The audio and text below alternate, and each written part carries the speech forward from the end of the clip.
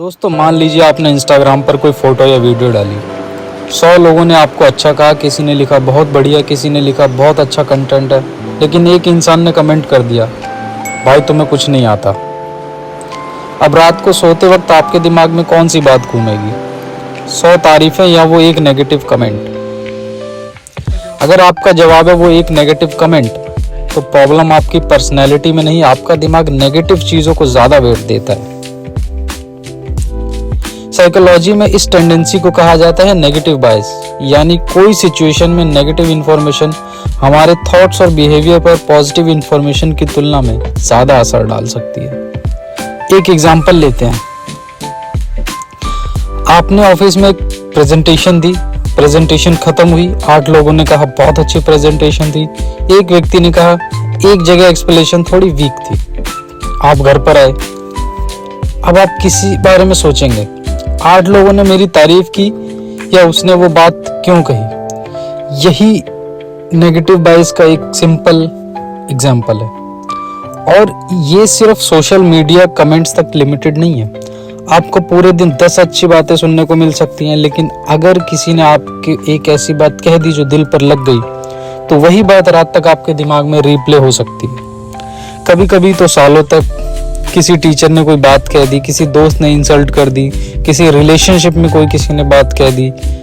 और अजीब बात यह है, हमें कई बार वो बात याद रहती है, लेकिन उसके आसपास की 10 अच्छी चीज़ें हमें याद नहीं रहती। लेकिन सवाल ये है, हमारा दिमाग आखिर ऐसा करता ही क्यों है? साइकोलॉजिस्ट ने इस फिनोमिना को डिकेड से स्टडी किया है, कई दशकों से इसको स्टडी किया है, और 2001 में रॉय बूमिस्टर और उनके कलीग्स ने रिसर्च लिटरेचर में एक बड़ी रिव्यू पब्लिश की, जिसका फेमस कंक्लूजन था, bad is stronger than good. लेकिन यहाँ एक बात समझना जरूरी है, इसका मतलब ये नहीं है कि हमारा दिमाग हमेशा नेगेटिव चीज़ों को ही प्रेफर करता है।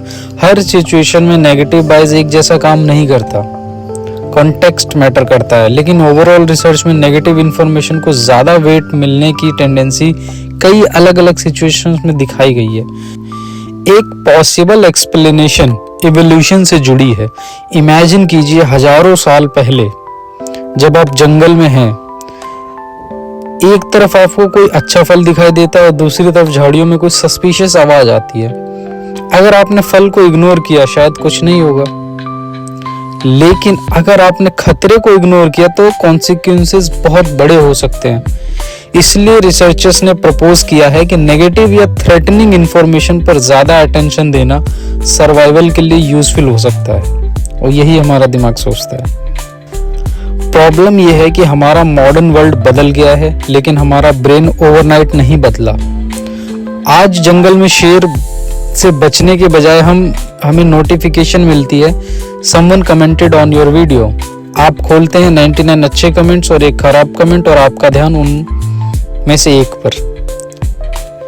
यानी जिस सिस्टम ने कभी हमें पोटेंशियल डेंजर नोटिस करने में मदद की होगी, वही टेंडेंसी आज एक रैंडम इंटरनेट कमेंट को जरूरत से ज्यादा इंपॉर्टेंस दे सकती है। अब सबसे जरूरी, इससे कैसे बचें? तो क्या किया जाए? क्या हमें नेगेटिव चीजों को इग्नोर कर देना चाहिए? नहीं। नेगेटिव फीडबैक कभी कभी बहुत वैल्यूएबल होता है। प्रॉब्लम फीडबैक में नहीं है, प्रॉब्लम तब है जब हमारा दिमाग उसे डिस्प्रोपोर्शनेट इंपॉर्टेंस देने लगे। चलिए इसे 3 स्टेप में देखते हैं। फैक्ट या ओपिनियन। किसी ने कहा तुम इस काम में खराब हो, तो आप अपने आप से पूछिए, क्या ये फैक्ट है या सिर्फ उस इंसान का ओपिनियन? पूरा एविडेंस देखो। एक नेगेटिव कमेंट को पूरा वर्डिक्ट मत बनाइए, पूरी पिक्चर देखिए।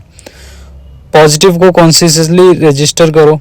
जब कोई जेन्युइनली आपकी तारीफ करे, उसे तुरंत डिसमिस मत करिए, उस फीडबैक को भी कॉन्शियसली एक्नॉलेज कीजिए। अगली बार जब कोई एक नेगेटिव कमेंट आपकी पूरे दिन पर भारी पड़ जाए, तो एक पल ठहरिएगा और खुद से पूछिए, क्या ये बात सच में इतनी बड़ी है या मेरा दिमाग इसे बड़ा बना रहा है?